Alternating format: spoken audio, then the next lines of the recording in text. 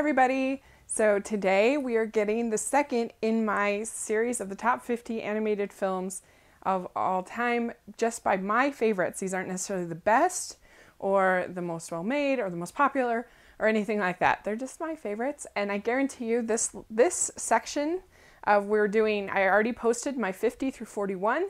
Now we're doing 40 to 31, and I guarantee you this would be the most controversial section, I think, of any that I do, because a lot of people would have some of these films in their top 10.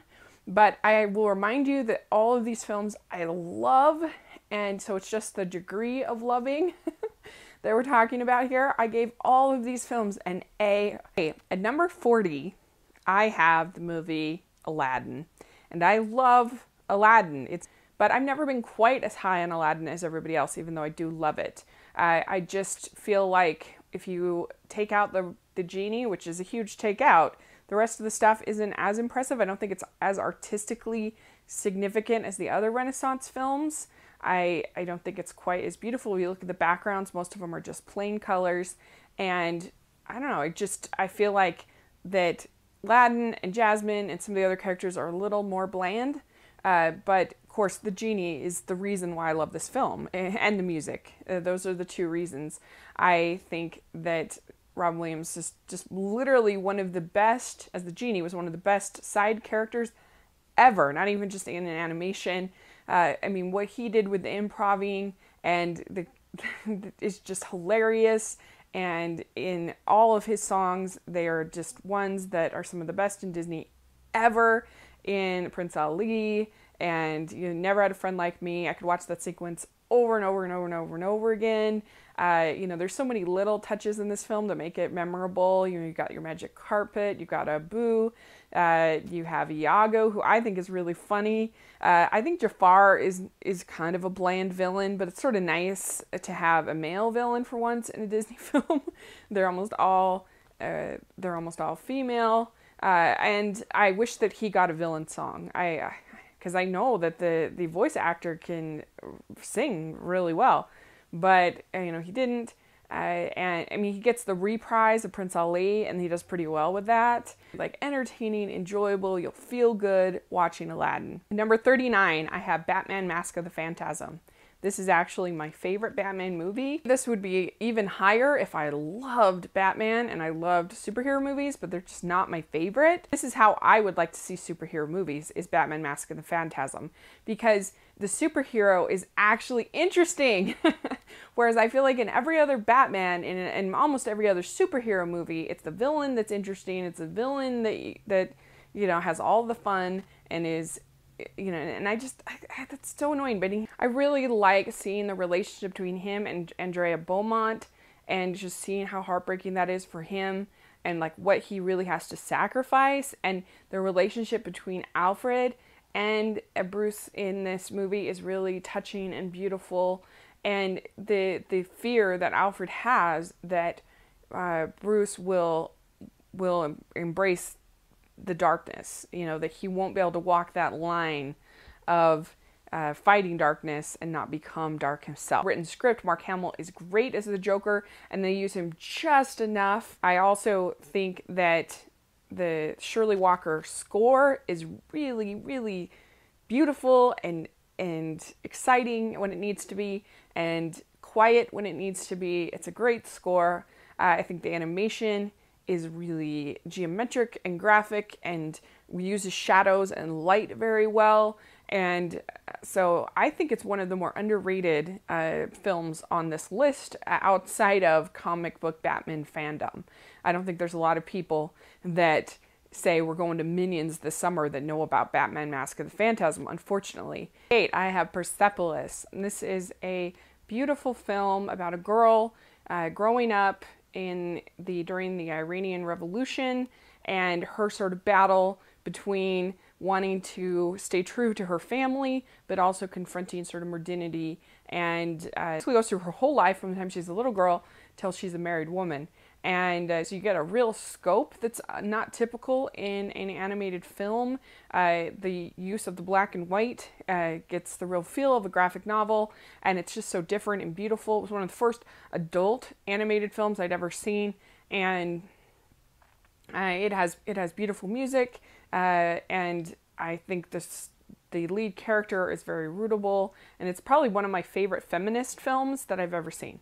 Number 37, I have Big Hero 6. I know a lot of people were tougher on this movie than I was, but I really loved it. I thought it was great. I thought, to me, I thought it had real artistic ambition with San Francisco and the urban landscape that Disney hardly ever does. I thought that was beautiful. I really loved the relationship between the two brothers, and I thought it was nice after Frozen gave us two sisters that now we get two brothers, and I thought that it had a real emotional heft to it, with dealing with grief and loss, and I thought that the villain was, I know a lot of people didn't like the villain. I liked the villain. I thought it was really unexpected, and I thought the villain's motivation was unique for a superhero movie, and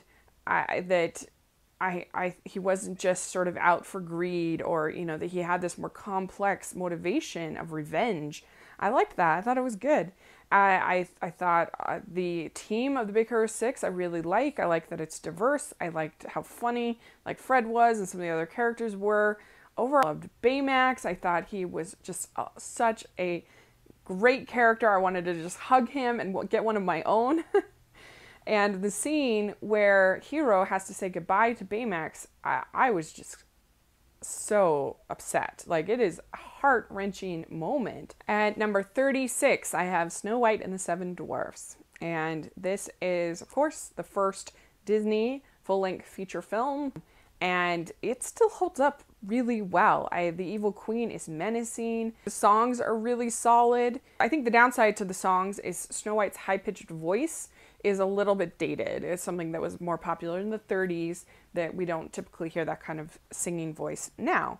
But I still think the songs are really nice, and I think it has an emotional heft to it. When there's the funeral scene, it's sad. It's really sad, and I think that it's still beautifully animated. Scenes like the forest scene are scary. It's just still a really absorbing, effective, interesting movie. Number 35, I have The Iron Giant. And this is a film that just was released in the theaters, and I didn't get to see it because I went to the wrong theater. But I'm really excited to get the Blu-ray, of which they added content. They have a bunch of special features. I'm really excited for that. But this is a beautiful story about a boy that's lonely and becomes friends with this robot, and it's kind of got sort of an E.T. vibe a little bit to it, with the story, and it's beautifully animated. It's by Brad Bird and director Brad Bird and his team. Sweet, simple story. Number 34, I have Mulan, and I love the character of Mulan. I love her transformation of what she goes through and her conflict of trying to please her family, but also do what she knows is right. I think she's nervous at certain times, but then she's also really bold at certain times. She's vulnerable. She's brave. I think you really see she's not just sort of the warrior woman. You see different sides of her, and I like that. I think that Mushu, Eddie Murphy as Mushu, is really funny, and I think he's better in this than in the Shrek movies. I really do. I like the artistry involved. You get sweeping battle scenes, which are really beautiful. The songs are underrated. You have a great musical sequence, like when she is cutting her hair and putting on the outfit to go and make this big decision. That sequence is beautiful. I love Reflection. I think it's a gorgeous song.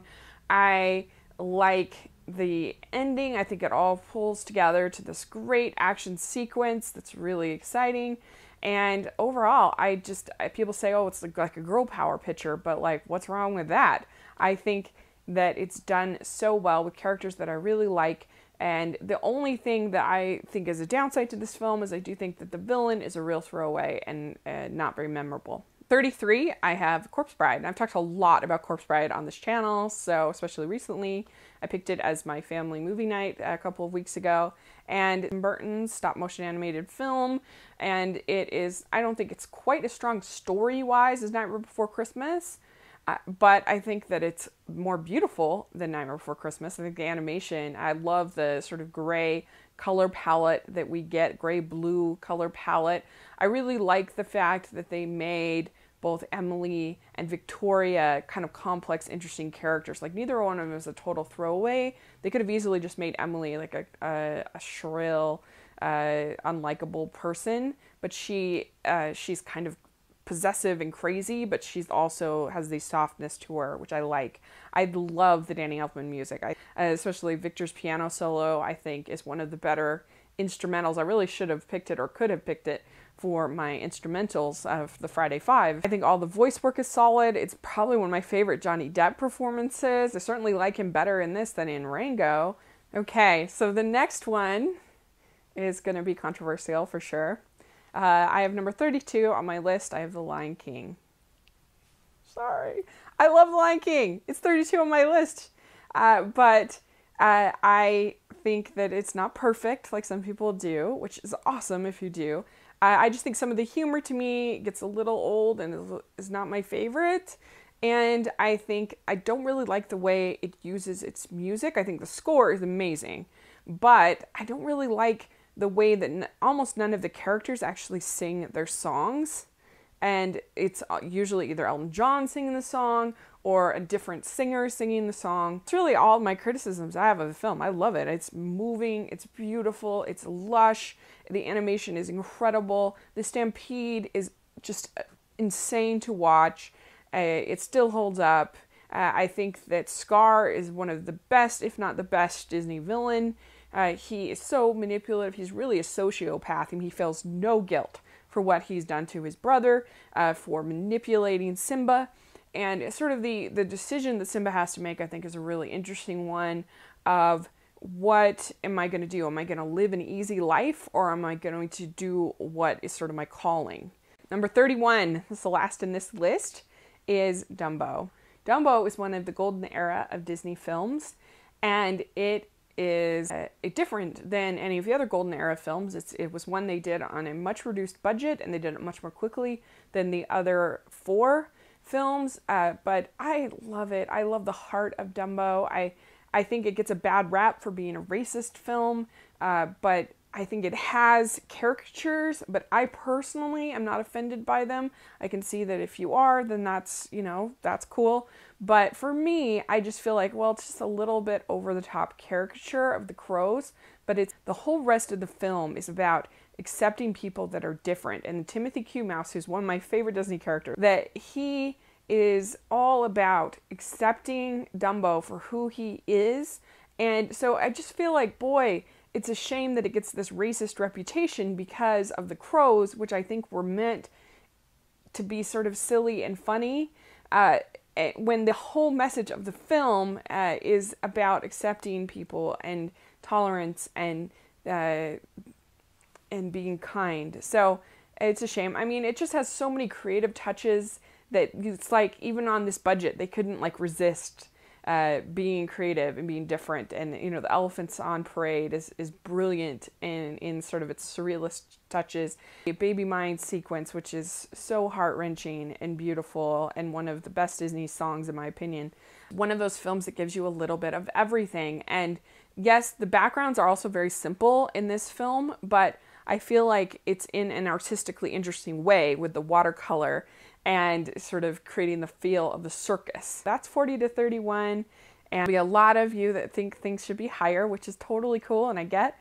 So put in the comments section below, let me know, and thanks so much. Please subscribe to my channel. I'll talk to you later. Bye.